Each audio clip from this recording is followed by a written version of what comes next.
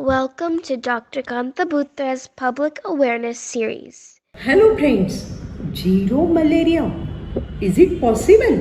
अरे अभी तो बारिश का सीज़न शुरू हो गया है, काफ़ी गड्ढों में पानी भरा हुआ है, शायद मलेरिया के पेशेंट, डेंगू के पेशेंट भी शुरू हो गए होंगे। क्या बोला है? Zero malaria starts with me, यानी खुद से शुरुआत, खुद को प्रोटेक्ट करो, खुद के आजू बाजू की जगह को भी प्रोटेक्ट करो। अभी तो क्या है, वैक्सीन भी निकल रही है और मैंने सुना है कि आजकल ऐसी भी मेथड निकली है कि मॉस्किटो भी नहीं मरेगा, मलेरिया भी नहीं होएगा। बहुत ही इंटरेस्टिंग। इतनी इंटरेस्टिंग चीज़ें बताने के लिए मेरे साथ है डॉक्टर आशीष बोत्रा। मेरे सामने अभी है डॉक्टर आशीष Botra, global diagnostic, doctor बोत्रास clinic के प्रोप्रिएटर। वो आपको जीरो मलेरिया पॉसिबल है क्या, उसके बारे में बताएंगे। ज़ीरो मलेरिया यानी शून्य मलेरिया। शून्य मलेरिया क्या है? शून्य मलेरिया का स्लोगन है zero malaria begins with me. अगर मैं केयर लेता हूँ और मुझे मलेरिया नहीं होता तो मैं दूसरे लोगों को मलेरिया नहीं फैला सकता। कैसे? पर ये ज़ीरो मलेरिया क्या है? ज़ीरो मलेरिया एक प्रोजेक्ट है। ये प्रोजेक्ट में सारे वर्ल्ड लीडर्स एक साथ मिलके डिसाइड करते हैं कि मलेरिया को कैसे हराया जाए। इंडिया का ऐसा कोई भी स्टेट नहीं है जो मलेरिया फ्री है, और ये प्रॉब्लम तो दूसरी कंट्रीज में बहुत ज़्यादा है, जैसे कि अफ्रीकन। और ये बहुत बड़ा प्रॉब्लम क्यों होता जा रहा है? क्योंकि अभी काफ़ी केसेस मिलते हैं जो ड्रग रेजिस्टेंट है। अफ्रीकन कंट्रीज़ और साउथ अमेरिकन कंट्रीज़ और थोड़े एशियन कंट्रीज़ में काफ़ी जगह पे इतना सारा ड्रग रेजिस्टेंट मलेरिया है कि जो मेन लाइन ड्रग्स है मलेरिया के अगेंस्ट, जैसे कि क्लोरोक्विन, उसके वो मलेरिया पे ज़रा भी काम नहीं करती। और अपने ही कंट्री में बहुत सारे ऐसे स्टेट्स हैं, 10 ऐसे स्टेट्स हैं जिसमें मलेरिया बहुत ज़्यादा है, along with all north eastern states. और कंट्रोल करने के लिए मलेरिया कंट्रोल प्रोग्राम है, वो अपनी कंट्री में बहुत रोबस्ट प्रोग्राम है। उसके लिए काफ़ी केमिकल्स हैं। उसको कंट्रोल करने के लिए जब बारिश के सीज़न या बहुत ज़्यादा मलेरिया प्रोन एरिया होता है तो उसमें फॉगिंग करते हैं, केमिकल फॉगिंग करते हैं, केमिकल्स स्प्रिंकल करते हैं और ऑयल या मिट्टी जैसे चीज़ यूज़ करते हैं। सेकेंड मेन चीज़ है कि एनवायरमेंटल कंट्रोल। ऐसी जगह पे जहाँ पे मलेरिया के पैरासाइट्स ग्रो होते हैं, उन एरिया को हम लोग कंट्रोल करने की कोशिश करते हैं। पैरासाइट्स को कंट्रोल करने के लिए सबसे ज़्यादा इको फ्रेंडली मेथड्स क्या है? सबसे फ्रेंडली मेथड्स है कि हम उसका ब्रीडिंग प्लेस, मॉस्किटोज़ का ब्रीडिंग प्लेस एलिमिनेट करने की कोशिश करें।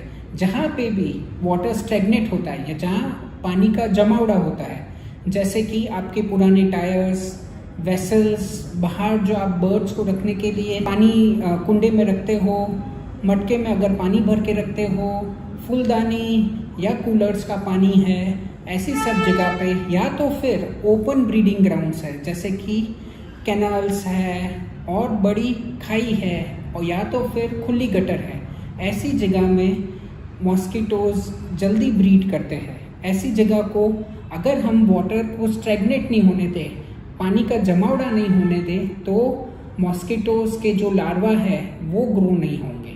तो उसके लिए हम लोग क्या क्या कर सकते हैं? हम लोग काफ़ी जगह पे उसके यहाँ पे, जैसे कि जहाँ पे खड्डे हो उसमें हम लोग रेत डाल सकते हैं। जहाँ पे खुली गटर है, जहाँ पे लार्वे है, वहाँ पे हम लोग ऑयल डाल सकते हैं। सबसे इको फ्रेंडली मेथड्स है कि ओपन प्लेसेस है या ओपन पानी के जमावड़े, बड़े पूल्स है या बड़ी पॉन्ड्स है, ऐसी जगह पे हम लोग फिश का इस्तेमाल कर सकते हैं जो लार्वे खा जाते हैं मॉस्किटोज़ के। आजकल WHO ने एक वैक्सीन रिकमेंड की है जो अफ्रीका और साउथ अमेरिका में उसकी ट्रायल हो रही है। अगर वो सक्सेस रही तो इंडिया में भी हम मलेरिया के अगेंस्ट वैक्सीन यूज़ कर सकेंगे। और ये मॉस्किटो बाइट, मॉस्किटो कौन सी मॉस्किटो? फीमेल एनोफिलस मॉस्किटो, उसकी बाइट अवॉइड करना सबसे ज़्यादा ज़रूरी है, क्योंकि बाइट से ही मलेरिया के पैरासाइट्स हमारे अंदर आते हैं। तो उसको कम करने के लिए क्या करना चाहिए? हम उसके लिए नेट्स, बेड के साइड पे नेट्स यूज़ कर सकते हैं जिससे मॉस्किटोज अंदर नहीं आए। खिड़की, दरवाजे इत्यादि पे मॉस्किटो जाली लगा सकते हैं। हम ये अपने ओडोमस जैसे इंसेक्टिसाइड या मॉस्किटो रिपेलेंट्स हाथ पे लगा सकते हैं।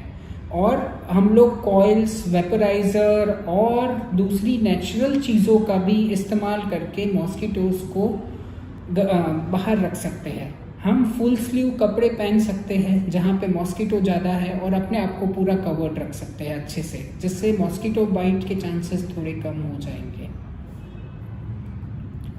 इन शॉर्ट, हम लोग को सोर्स जहाँ पे मॉस्किटोज उगते हैं या ब्रीड करते हैं वो सोर्स को ख़त्म करना है। दूसरा, अगर मॉस्किटो है तो वो अपने को नहीं काटे, उसका हमें ध्यान रखना है। तीसरी चीज़, आजकल एक नया बैक्टीरिया आया है, उसका नाम है वुल्बेकिया। वुल्बेकिया प्रोजेक्ट अफ्रीका और साउथ अमेरिका में यूज़ किया गया था।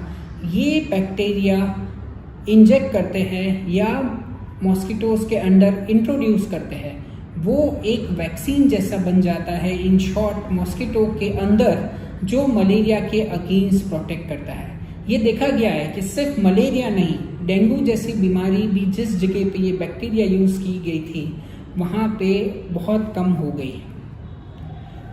हम लोग को इंसेक्टिसाइड, मॉस्किटो या मच्छर मारने की दवा, और दूसरा हमको मॉस्किटो से बाइट से बचना चाहिए, और तीसरा हमको अगर वैक्सीन आई तो वैक्सीन का इस्तेमाल करना चाहिए। हमको पूरी तैयारी करनी चाहिए और ऐसा काम करना चाहिए कि हम मलेरिया को बाय 2030 पूरी तरीके से एलिमिनेट कर दें। Thank you. आशीष भाई, आपने बहुत ही अच्छा बताया कि मलेरिया का रेजिस्टेंस दवाओं को हो रहा है, तो उसके कारण काफ़ी बार सीरियस पेशेंट हो जाते हैं, इवन डेथ तक हो जाती है, और उसके लिए ज़ीरो मलेरिया प्रोजेक्ट बहुत ही इम्पॉर्टेंट है। ये WHO और अपने इंडिया में भी बहुत अच्छा इनिशिएटिव है। थैंक यू आशीष भाई, थैंक यू ऑल।